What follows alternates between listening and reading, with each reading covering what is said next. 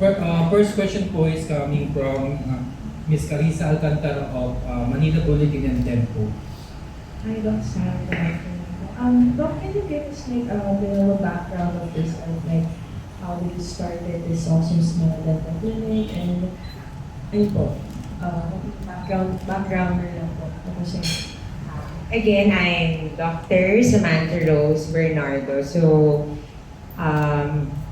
it's my 10th year as a licensed dentist. So, I graduated way back 2016 from Central Escolar University, Manila. So, again, I'm the first dentist in the family. And yun, as of now, I have continuing education. So, mga international educations na meron ako or postgraduate training, I've attended last year sa UCLA, University California, Los Angeles, digital dentistry, oral and facial aesthetics in Dubai, UAE.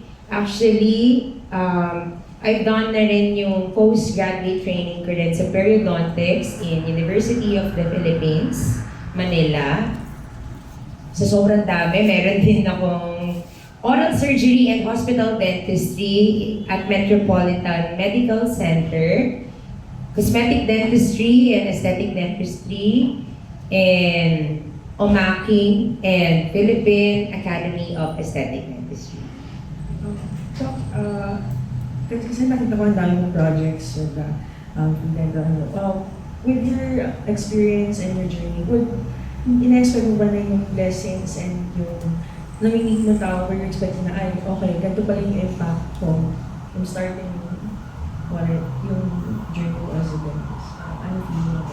Actually, at first talaga, no, lahat talaga ng ginagawa ko, lalo na especially sa mga outreach program or sa mga dental health education, I'm not expecting talaga in return. Like, sabi ko nga, pag meron akong mga events or any na pinupuntahan ko, happy na ako sa meron akong mga nami-meet na new people, lalo na kung nakapagbigay din sila ng lesson din sa akin eh.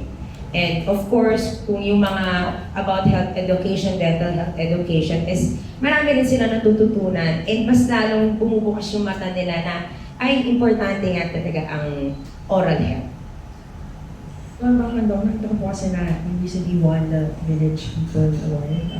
Parang ano ba nararamdaman ng time na, what are the reactions nyo that time when tinawag kayo as dentist award? Actually, talagang nagulat ako kasi I heard din kasi, nagulat ako nung meron nagko-congrats sa akin at first kasi sa pagiging nominee pa lang, no? So, na-nominate ako na, ay meron palang gano'n. Actually, nabanggit din kasi talaga sa akin ng Village People na first time I think na magkaroon sila ng category na Dentist of the Year.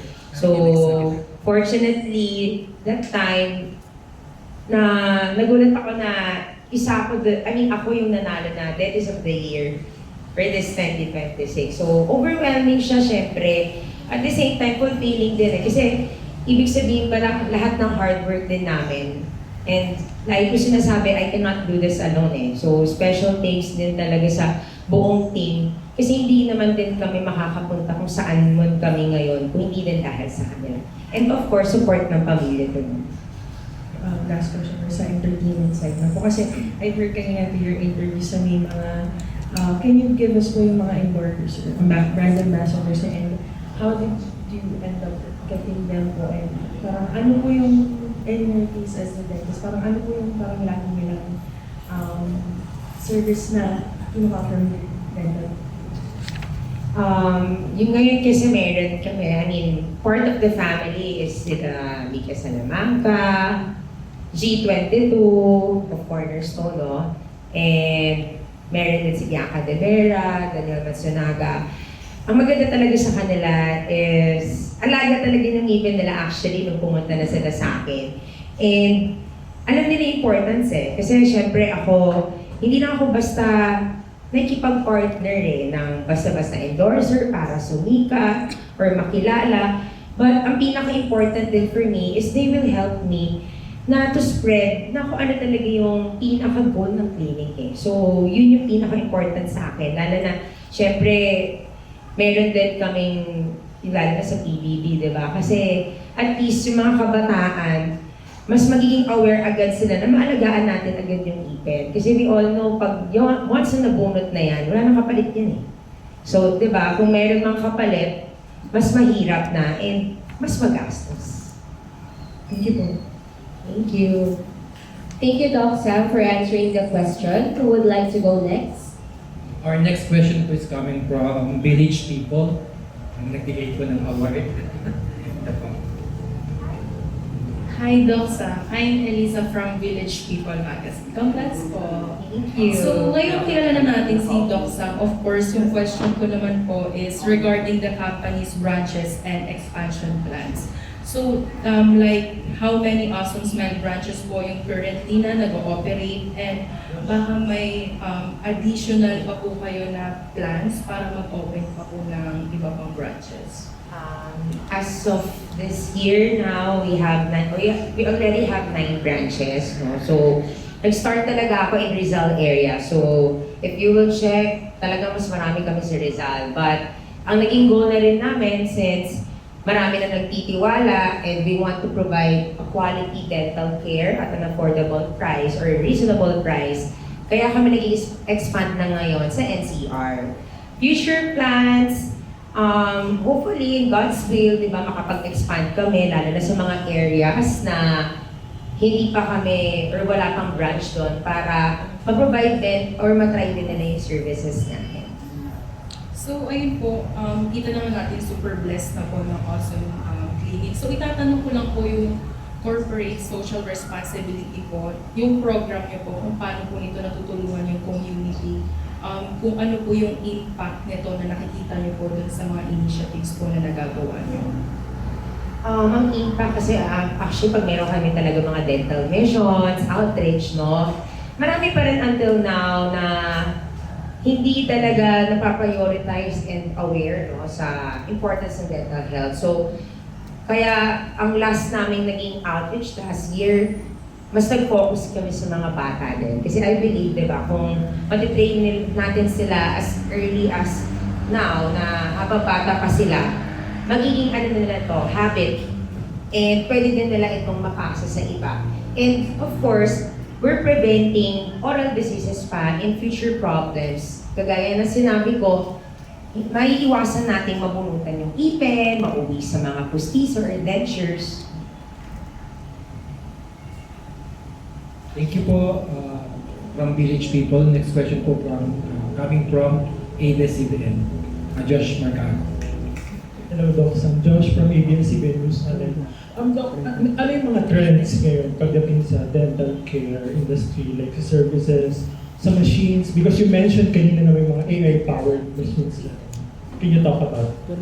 Mga trends ngayon, no, talagang for this year, di ba, mas enlightened and aware na yung mga tao more on the aesthetic part talaga, no. So, ngayon, of course, may mga veneers pa rin naman talaga, no? More on this cosmetic side. It's just that marami ng bagong materials na available ngayon, okay? So, meron ng mas more natural looking, mas mabilis. Kung dati, it will take like ilang visits talaga. Ngayon, pwede ng mas fewer visits na lang. I mean, mas konti na lang, shorter time frame.